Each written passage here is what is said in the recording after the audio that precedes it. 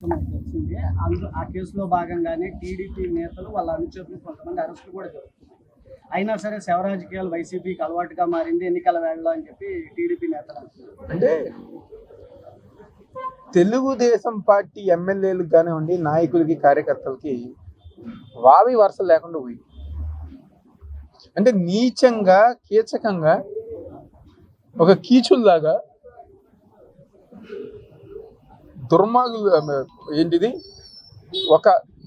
ఈ రాష్ట్రంగా ఒక దరిద్రం లాగా ఒక మహిళ సంతోషంగా నాకు అమ్మఒడి వస్తుంది, జగన్మోహన్ రెడ్డి నాకు ఇల్లు పట్టా ఇచ్చారు, నా సొంత ఇల్లు కళ నెరవేర్చారని చెప్పారంటే ఆ అమ్మాయి నెంబర్లు తీసుకుని సోషల్ మీడియాలో అమ్మాయి నెంబర్లు ఫోన్ చేయని చెప్పాను నా తెలుగుదేశం పార్టీ వాళ్ళు. లేకపోతే అమ్మాయి గురించి 5 రూపాయలు అని చెప్పని దిగజారిపోయి దీని వెనకమాల ఎవరున్నారు? చంద్రబాబు నాయుడు, అదేవిధంగా నారా లోకేషే ఉన్నారు. వాళ్ళిద్దరు ఒక నాయకత్వంలోనే ఈరోజు ఇద్దరు పసి పిల్లలకి తల్లి లేకుండా చేసింది చంద్రబాబు నాయుడు, నారా లోకేషే. వాళ్ళ ఆధ్వర్యంలో, వాళ్ళకి ఐటీడీపీ ఆధ్వర్యంలో కొంతమంది యదవలు డబ్బుల కోసం కక్కుర్తిపడి, తెలుగుదేశం పార్టీ ఇసిరే కుక్క బిస్కెట్ల కోసం కక్కుర్తిపడి ఈరోజు ఒక మహిళ ప్రాణాలు తీసే విధంగా, ఒక కుటుంబానికి అన్యాయం చేసే విధంగా ఆ ఉసిరే చంద్రబాబు నాయుడికి, నారా లోకేష్ తగులుతుంది. ఆ ఉసిరే జన్మలో నారా లోకేష్ అనే వ్యక్తి ఎమ్మెల్యేనే కాలేరు అని చెప్పని ఈ ఒక సందర్భంగా చెప్పుతున్నారు. అదేవిధంగా మొన్నే చూసా, గద్దె రామ్మోహన్ అంటున్నారు, ఒక మహిళ చచ్చిపోతే రాద్ధాంతం ఎందుకు చేస్తున్నారు అని చెప్పని. సిగ్గుందా రామ్మోహన్? వయసు కన్నా కొంచెమన్నా, వయసు పెరిగినప్పుడు ఎవరికన్నా గౌరవం పెరగాలి, బుద్ధి పెరగాలి. నీకు 70 ఏళ్ళు వచ్చి ఒక మహిళగా చనిపోతే దాని గురించి ఏముంది, రాజకీయం చచ్చిపోతాయి అని చెప్పని విధంగా మార్చారు. చూసుకోండి కాంటే సోషల్ మీడియాలో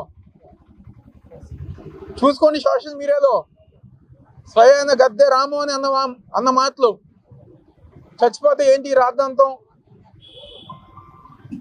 అంటే. ఈరోజు మీ ఇంట్లో గారు మహిళలు ఉన్నారు, మీ తెలుగుదేశం పార్టీ అధినాయకుడు కానివ్వండి, నాయకుల ఇంట్లో మహిళలు ఉన్నారు. వాళ్ళని అంటానేమో ఇబ్బంది పడతారు. వేరే మహిళలు ఎవరన్నా జగన్మోహన్ రెడ్డి గారిని పొగిడితే మాత్రం వాళ్ళని కిరాతకంగా, నీచంగా విమర్శలు. ఒక ఐటీడీపీ అని చెప్పి పెట్టుకుని కొంతమంది యదవల్ని కామెంట్కి 5 రూపాయలని, పోస్ట్కి 10 రూపాయలని నెలవారీ జీతాలకు పెట్టుకుని ఈరోజు మా నాయకుడు జగన్మోహన్ రెడ్డి గారు మహిళలు ఎంతో గౌరవంగా, ఎవరన్నా మహిళలు వ్యతిరేకంగా మాట్లాడిన తప్పు అని చెప్పే దమ్మున మనగారు జగన్మోహన్ రెడ్డి. చంద్రబాబు నాయుడు చెప్పగలరా? లోకేష్ చెప్పగలరా? ఇక్కడ గద్దె రామ్మోహన్ చెప్పగలరా? ఈరోజు ఎందుకంటే గద్దె రామ్మోహన్, సెక్స్ ర్యాకెట్, కాల్మనీలు ఉన్నారు కాబట్టి మహిళలు అంటే విలువలు ఎత్తండి అరుగుతున్నా.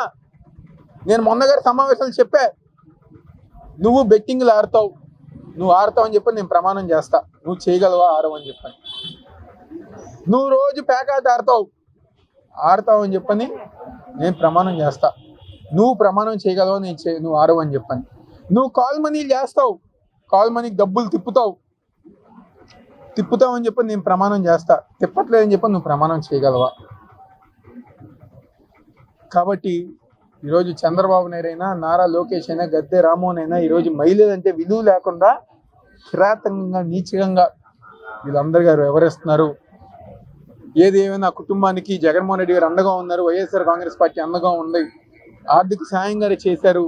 రాబోయే రోజుల్లో మహిళల్ని సోషల్ మీడియాగా, వేదికంగా ఎవరన్నా కిరాతకంగా కానివ్వండి, నీచంగా కనుక విమర్శిస్తే తగిన బుద్ధి చెప్పే విధంగా జగన్మోహన్ రెడ్డి గారి ప్రభుత్వం ఉంటుందని చెప్తూ సెలవు.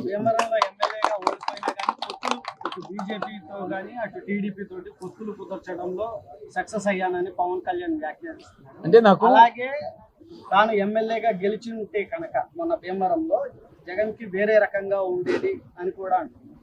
అంటే నాకెందుకో పవన్ కళ్యాణ్ గానే ఉండి జనసేన పార్టీని చూస్తే జాలేస్తాను. ఎందుకంటే మొన్న దాకా ముఖ్యమంత్రిగా ఉండాలి అని చెప్పని ఎంతో మంది పాపం జనసేన పార్టీ నాయకులు బ్యానర్లు కట్టి హోర్డింగ్లు కట్టి ఇచ్చేస్తే ఈరోజు వాళ్ళకి ఏం సమాధానం చెప్తారు? 24 స్థానాలు ఇస్తే దాంట్లో కూడా 3 స్థానాలు తీసి 21 స్థానాలు. ఎందుకు పవన్ కళ్యాణ్ గారు కాంప్రమైజ్ అవ్వాల్సిన విషయం ఏంటి? ఆయన నమ్ముకున్న కార్యకర్తలకి నాయకులకి ఏ సమాధానం చెప్తారు? ఈరోజు ఈ తూర్పు నియోజకవర్గంలో మొన్నే జమాక్ సొసైటీలో ఒక తెలుగుదేశం పార్టీ వాళ్ళు మీటింగ్ జరిగితే పవన్ కళ్యాణ్ గారి గురించి ప్రస్తావన గారు చేయలేదు. పవన్ కళ్యాణ్ గారి పేరు గారు ఎత్తలేదు. ఈరోజు కేవలం వాడుకుని వదిలేసే రకం చంద్రబాబు నాయుడు ఈ నియోజకవర్గంలో గద్దె రామ్మోహన్. ఇప్పుడు ఏ జనసేన పార్టీ వాళ్ళని గద్దె రామ్మోహన్ ఏ విధంగా అయితే వాటేసుకుంటున్నారో రేపు ఎన్నికలైన తర్వాత మెరగట్టు పట్టుకుని గేట్ బయట చేసే విధంగా గద్దె రామ్మోహన్ ఉంటారు. అవకాశవాద రాజకీయ నాయకుడు. ఈ విషయం జనసేన వాళ్ళే అంటున్నారు. ఈరోజు పవన్ కళ్యాణ్ గారు చేసిన చర్యల వల్ల ఎంతో మంది జనసేన పార్టీ వాళ్ళు గారు ఈరోజు కాదు వైఎస్ఆర్ కాంగ్రెస్ పార్టీకి ఓటేద్దాం. చంద్రబాబు నాయుడు చేసే నీచ రాజకీయాల్లో గతంలో చిరంజీవి గారిని ఏ విధంగా అయితే ఇబ్బంది పెట్టారో మళ్ళీ ఈరోజు పవన్ కళ్యాణ్ గారిని అదే విధంగా ఇబ్బంది పెడుతున్నారని చెప్పని జనసేన పార్టీ నాయకులు, పవన్ కళ్యాణ్ గారి అభిమానులు అందరూ గారు ఒక నిర్ణయానికి వచ్చి అందరూ గారు వైఎస్ఆర్ కాంగ్రెస్ పార్టీకి చేస్తానికి సిద్ధంగా ఉన్నారు. ఈరోజు పోరాడతామని చెప్పని వచ్చిన పార్టీ ఈరోజు తెలుగుదేశం పార్టీతో, బీజేపీ పార్టీతో, పాచిపోయిన లడ్డూలు అన్న పార్టీతో ఈరోజు జత కలిసి రాష్ట్ర ప్రజానికాన్ని మోసం చేస్తున్నాయి 3 పార్టీలు. కాబట్టి తప్పకుండా ఈరోజు వాళ్ళు చేసే ఈరోజు మొన్న 2019లో ఓడిపోయారు. ఈరోజు జగన్మోహన్ రెడ్డి గారి నాయకత్వంలో ఒక విషయం వాళ్ళందరూ గుర్తుపెట్టుకోవాల్సింది ఏంటంటే 170కి 170 నియోజకవర్గాలు వైఎస్ఆర్ కాంగ్రెస్ పార్టీ గెలుస్తుందనే విషయం వాళ్ళందరికీ గుర్తుపెట్టుకోవాలని అందరూ చెప్పుతున్నారు.